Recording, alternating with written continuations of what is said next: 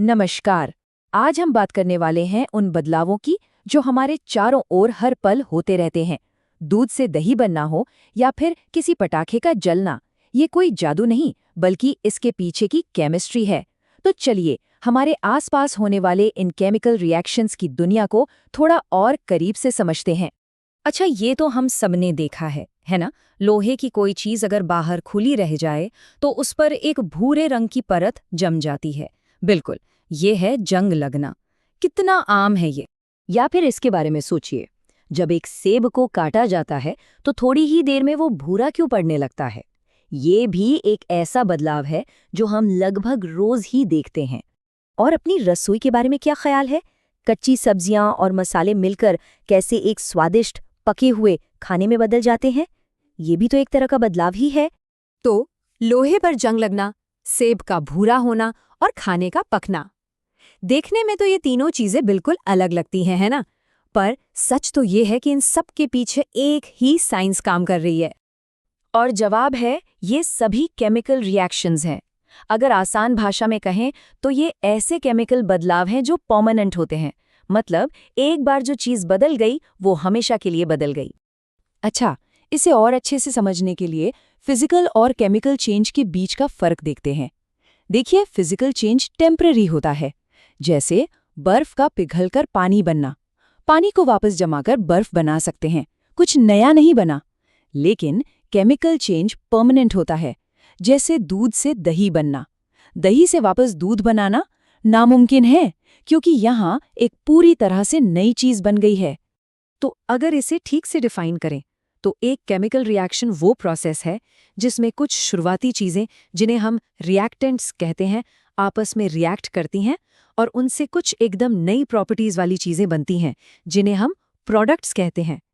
अब सवाल ये उठता है कि साइंटिस्ट्स इन बदलावों को लिखते कैसे हैं।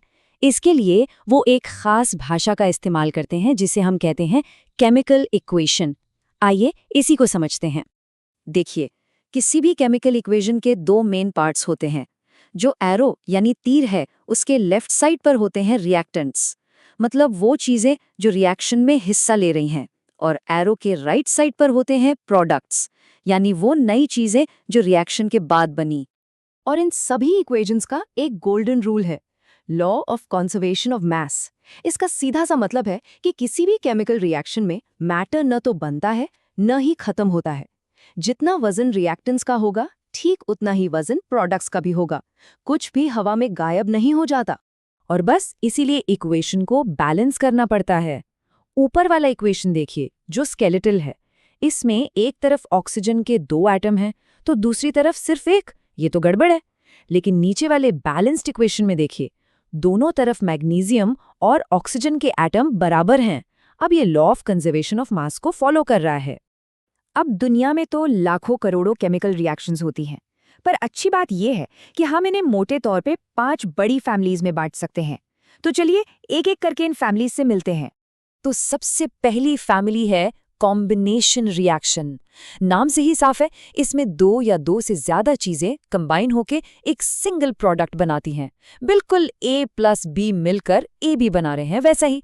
और हाँ, अक्सर ऐसे रिएक्शंस में हीट या लाइट जैसी एनर्जी भी निकलती है। इसका बेस्ट एग्जाम्पल है कोयले का जलना। यहाँ देखिए, कार्बन और ऑक्सीजन, ये 2 अलग अलग रिएक्टेंट्स हैं।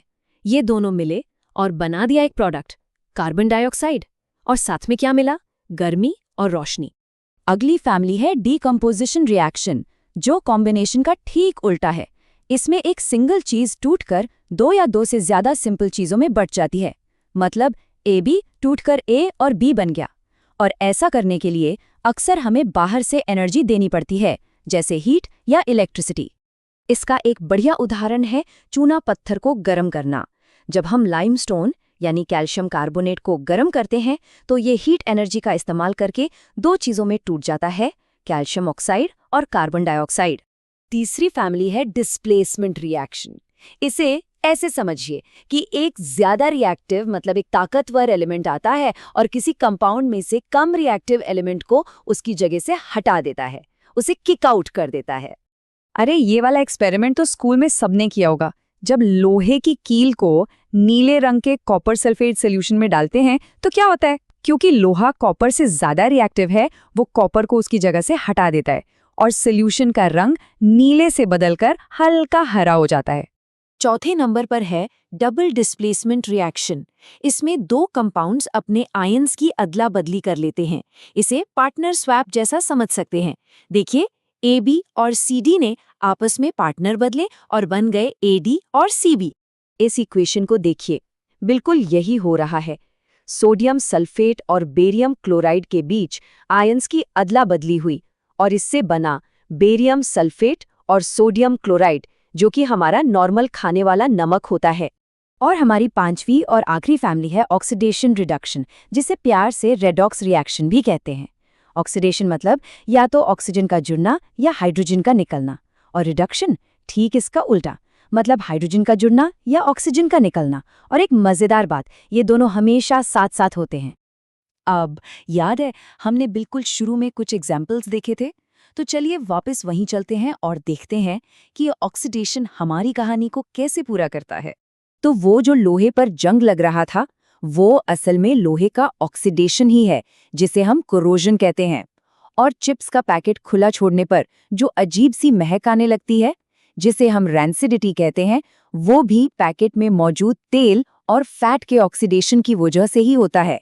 देखा, केमिस्ट्री तो हर जगह है। तो अगली बार जब कोई अपनी रसोई में खाना पका रहा हो या किसी पुरानी लोहे की चीज को देखे, तो एक कल के लिए जरूर सोचेगा, क्या वहां कोई केमिकल रिएक्शन हो रहा है? और अगर हो रहा है तो वो इन 5 फैमिलीज में से कौन सा है? साइंस हमारे चारों तरफ है, बस उसे देखने वाली नजर चाहिए।